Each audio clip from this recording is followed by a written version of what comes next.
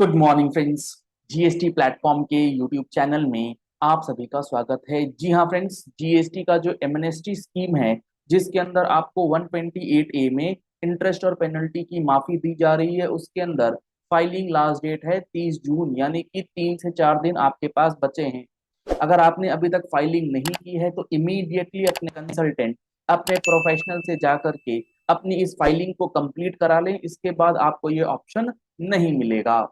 अब यहाँ पर एक सबसे इंपॉर्टेंट और मोस्ट डिस्प्यूटेड मैटर जो इस लिटिगेशन को क्रिएट कर रहा है कि एसपीएल 02 फाइल करे या ना करें, या अगर आपने एसपीएल 02 फाइल कर दिया है तो उस केस में आपका जो रिजेक्शन ऑर्डर आ जा रहा है, यानी कि ये जो एमनेस्टी स्कीम लाई गई थी जिसके अंदर किसी भी प्रकार की लिटिगेशन को खत्म करने की बात गवर्नमेंट ने कही थी, इस लिटिगेशन को खत्म करने वाली स्कीम के अंदर ही अब एक नया लिटिगेशन क्रिएट किया जा रहा है प्रॉपर ऑफिसर्स के द्वारा।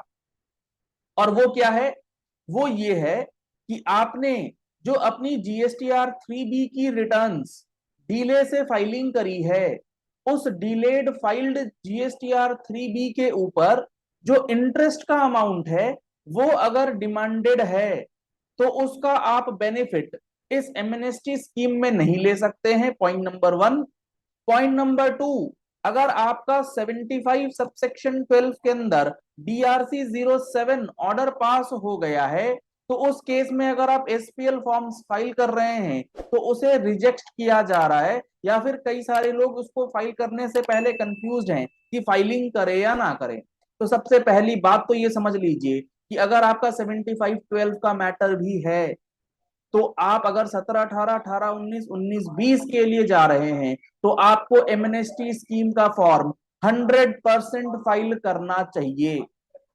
सर फाइल कर देंगे वहां से रिजेक्शन हो जाएगा, कोई बात नहीं, आप पहले फाइल तो कीजिए। अगर आपने फाइलिंग ही नहीं करी तो आपका ऑप्शन वैसे ही खत्म है। और आपको तो ये पता है गवर्नमेंट के ट्रैक रिकॉर्ड के हिसाब से आगे आगे देखो क्या होगा।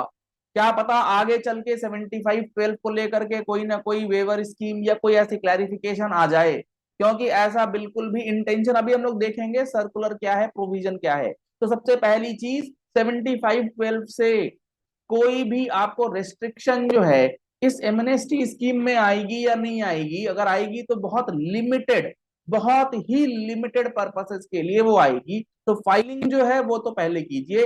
रिजेक्शन होगा बाद में पेमेंट करना है, आज पेमेंट करना है, कोई फर्क आपको नहीं पड़ना है। अप्रूवल हो गया तो आपका बेनिफिट है, रिजेक्शन हो गया तो आपका स्टेटस सेम टू सेम रह जाना है, स्टेटस में तो कोई बदलाव होना नहीं। अब यहां पर जो सबसे इंपॉर्टेंट बात है वो क्या, कि ये 75-12 को लेकर के और 3B पे लगने वाले, 3B के ऊपर लगने वाले इंटरेस्ट की क्या कहानी है भाई। तो यहां पर देखो एक सर्कुलर है, पहले ना इस सर्कुलर को समझो, यही है पूरे इस विवाद का जड़। सर्कुलर का पॉइंट नंबर 4 है, ये कहता है whether the benefit provided under 128A will be applicable in a case where the tax due has already been paid and the notice or demand under section 73 only pertains to the interest or penalty thereof involved। यानी कि ये क्या कहता है कि मान लीजिए आपकी इंटरेस्ट और पेनल्टी को लेकर के डिमांड ऑर्डर पास किया गया है, यानी कि डीआरसी 07 पास किया गया है अंडर सेक्शन 73।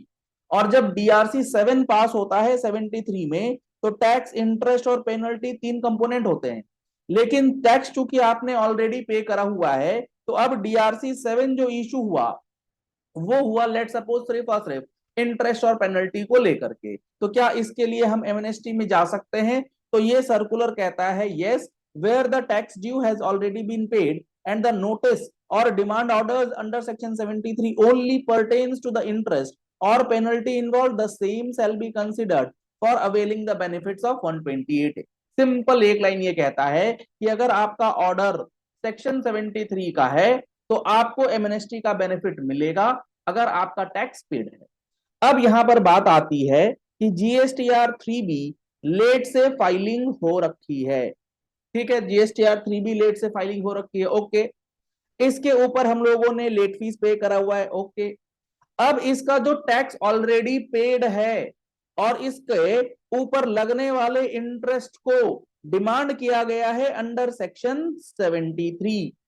क्या इसको ये कहते हुए कि ये 3B की डिलेड फाइलिंग है 128A का रिजेक्शन हो सकता है? बिल्कुल भी नहीं। 128 सेक्शन जो हमारा है 128A, वो बिल्कुल क्लियर कहता है कि कोई भी ऑर्डर सेक्शन 73 का हो, वहां पर कोई ऐसा एक्सेप्शन, कोई एक्सक्लूजन नहीं है कि 73 में कौन से वाले ऑर्डर्स, आईटीसी वाले ऑर्डर्स, 3B की लेट फाइलिंग वाले ऑर्डर्स, फलाना ऑर्डर्स, ढिमकाना ऑर्डर्स, कोई भी ऑर्डर्स नहीं। वहां पर क्या लिखा है?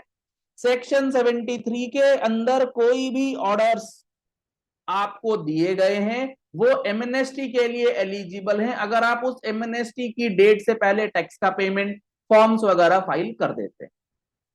अब दूसरी बात आती है कि इस पैराग्राफ में, जो इस सर्कुलर के इस दूसरे पैराग्राफ में लिखा है, वो क्या लिखा है? The benefit of waiver of interest and penalty shall not be applicable in the case where interest has been demanded on account of delayed filing of returns.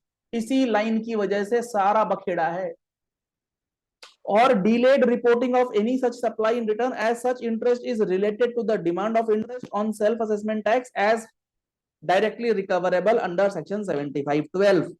अब सुनिएगा यहां पर मामला क्या है।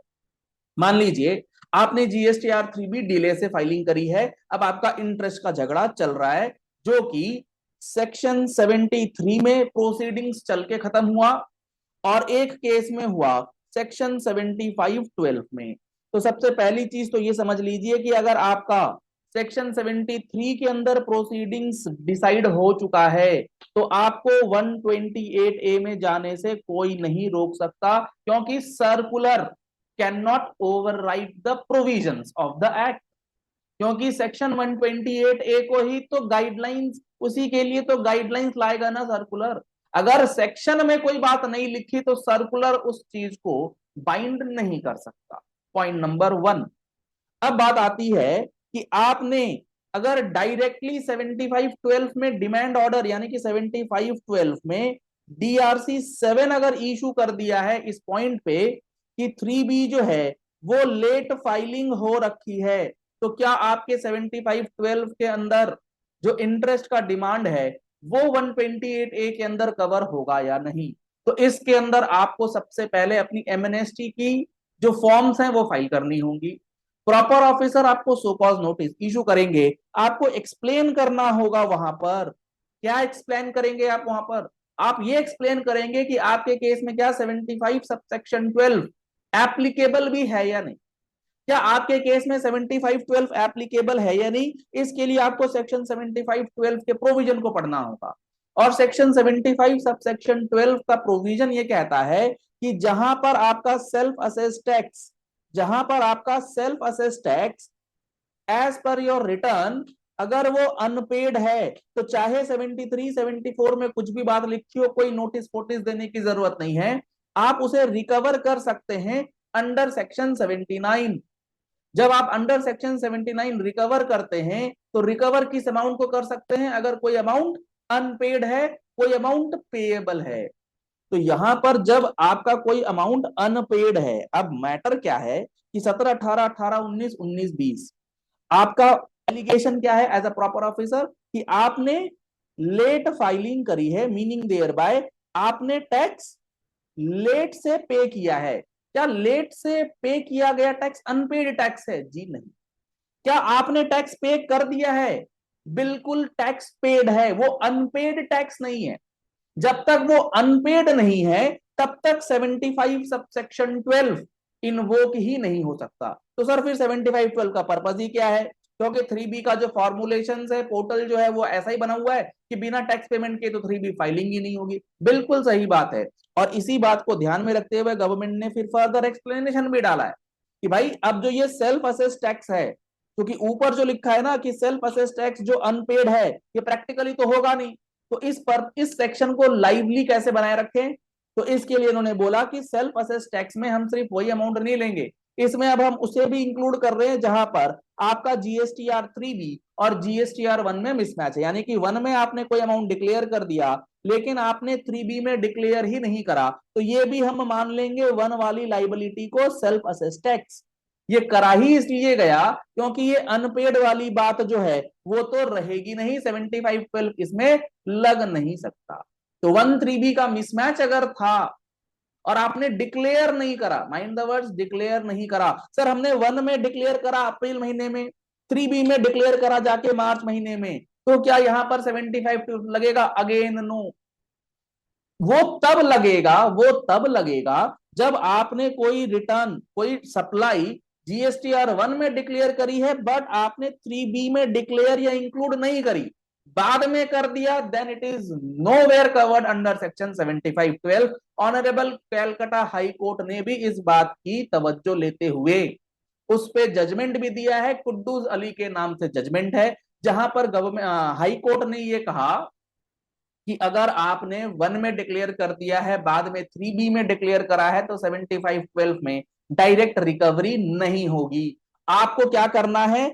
आपको 73 और 74 की प्रोसीडिंग्स करके ही उसके डिमांड ऑर्डर को कंफर्म करना है। और जब ये मैटर 73 74 में जाएगा, 74 में जाने का कोई मतलब नहीं क्योंकि यहाँ टैक्स इवेजन तो है नहीं, तो 73 में जाएगा तो आपको 128A का बेनिफिट जो है वो मिलना चाहिए। तो इसमें आपको थोड़ा सा लिटिगेशन, थोड़ा सा डिस्प्यूट जो है वो क्रिएट करना पड़ेगा। इजी गोइंग रास्ता नहीं है लेकिन बिल्कुल बंद रास्ता भी नहीं है। यहां हाई प्रोबेबिलिटी है कि आपको यहां पर रिलीफ जो है वो मिलेगा और प्रॉपर ऑफिसर्स भी ऐसे अगर बेतुके इंटरप्रिटेशन से अगर चीजों को रिजेक्ट करेंगे एसपीएल का, तो ये एमएनएसटी का पूरा पर्पस जो है वो कहीं ना कहीं डिफीट हो जाएगा। तो आशा करते हैं आपको अब ये बात समझ में आ गई होगी कि एसपीएल 02 30 जून से पहले फाइल करें नहीं करें, ऑफिस का नोटिस आया हुआ है, कैसे रिप्लाई करें, क्या रिजेक्शन दे, आपको सारे पॉइंट्स मैंने समराइज्ड वे में बताया है। अगर आपको ये सारी चीजें, नोटिसेस, ऑर्डर्स, किस तरीके से आपको सेक्शंस को रीड करना है, आपको पूरा complete analysis of GST litigation समझना है, तो आप हमारे जीएसटी लिटिगेशन कोर्स को ज्वाइन कर सकते हैं, जिसके अंदर हम लोग अभी assessment procedures, reassessment procedures, demand and recovery procedures, appeal mechanism, सारी चीजें जो है एक एक करके, एक एक सेक्शन, एक एक रूल डिटेल में डिस्कस कर रहे हैं। अगर आप इन कोर्सेज को ज्वाइन करना चाहते हैं तो कॉन्टैक्ट नंबर स्क्रीन पर दिए गए हैं। जीएसटी का फुल कोर्स ज्वाइन करते हैं तो आपको कंप्लीट जीएसटी के प्रोविजंस और रूल्स की बारीकी जो है वो बताई जाएगी, सेम नंबर पे कॉल या व्हाट्सएप करके। आप हमारा mobile application GST platform download कर सकते हैं प्ले स्टोर पर, लिंक आपको वीडियो डिस्क्रिप्शन बॉक्स में दिया गया है, पूरी कंप्लीट इंफॉर्मेशन आपको वहां पर मिलेगी। ये क्लासेस लाइव प्लस रिकॉर्डेड दोनों ही कैटेगरी के लिए अवेलेबल है। आप लाइव क्लासेस भी ज्वाइन कर सकते हैं और उसके बाद उनकी बैकअप क्लासेस जो है वो प्रोवाइड की जाएंगी। तो आपको क्या करना है, एमनेस्टी स्कीम आज ही अपने कंसल्टेंट, अपने प्रोफेशनल से जाकर के फाइल करवा लेनी है। अगर 17 18 18 19 19 20 का मैटर ऑफ फर्दर लिटिगेशन होगा झेलेंगे, लेकिन अगर आपने फाइल नहीं करा तो आपके पास जो ऑप्शन है वो भी खत्म हो जाएगा। चलिए इस वीडियो को यही एंड करते हैं। आशा करते हैं आपको ये वीडियो पसंद आया होगा। ज्यादा से ज्यादा लोगों तक इस वीडियो को शेयर कीजिएगा। समय बहुत कम है, 30 जून बहुत नजदीक आ गई है। पहली बार आए हमारे यूट्यूब चैनल पर, आप हमारे चैनल को फॉलो कर लीजिए, सब्सक्राइब कर लीजिए नोटिफिकेशन बेल के साथ ऐसे ही इंपॉर्टेंट वीडियोस के लिए। Thank you and have a nice day.